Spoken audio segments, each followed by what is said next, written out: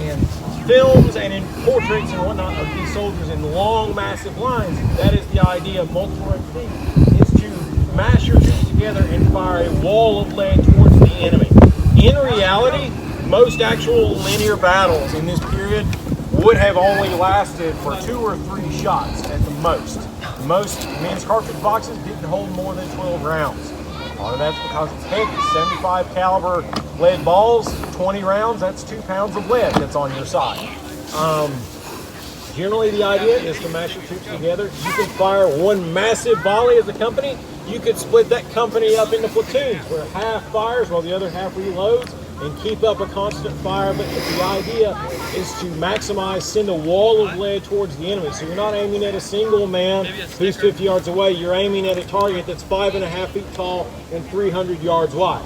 And you want the ball to go somewhere in that mass.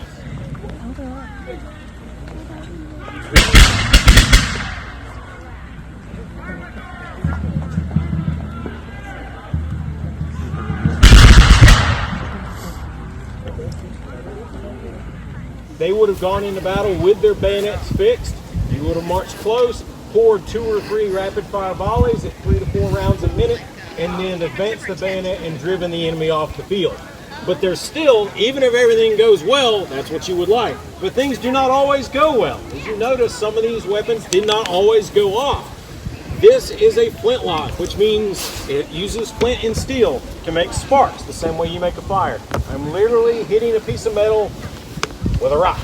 It's a very hard, very sharp rock, but it is still a rock. And it makes a spark. We hope. The first thing we do is take gunpowder from our cartridge and we pour a little in this pan.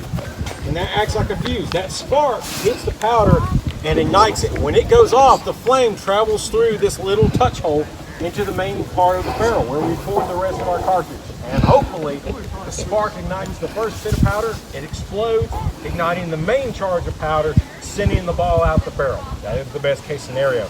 If it's humid, if our flint isn't sharp enough, if it breaks, if our frizzen is old and wore out, we might not get a spark. It may get a spark and the gunpowder doesn't go off. There's a lot of room for error in this time period, which is one of the reasons why battles do not always take place under adverse conditions, wintertime, rain, etc. So, would you all like to see a singular demonstration there?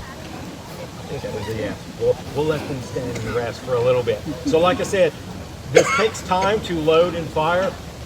If you're a hunter and you could afford to take your time, you could load with very fine powder, you could patch your ball and make sure it's good and tightly packable, accurate. The Army wanted speed and efficiency.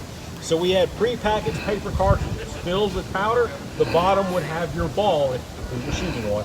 You would, on the command, take the cartridge, tear the top off, prime that pan with a little powder, close it, pour the rest of the charge down the barrel.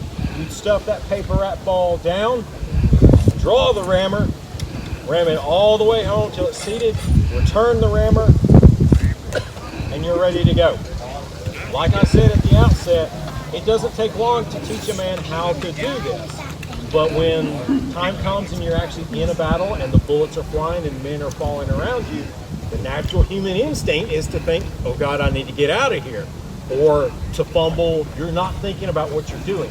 But you don't want them to think about what they're doing. You want them to rely on that muscle memory that they've done for hours and hours over days and months and years, so that they simply, through muscle memory, go through and reload their weapon to continue pouring fire together.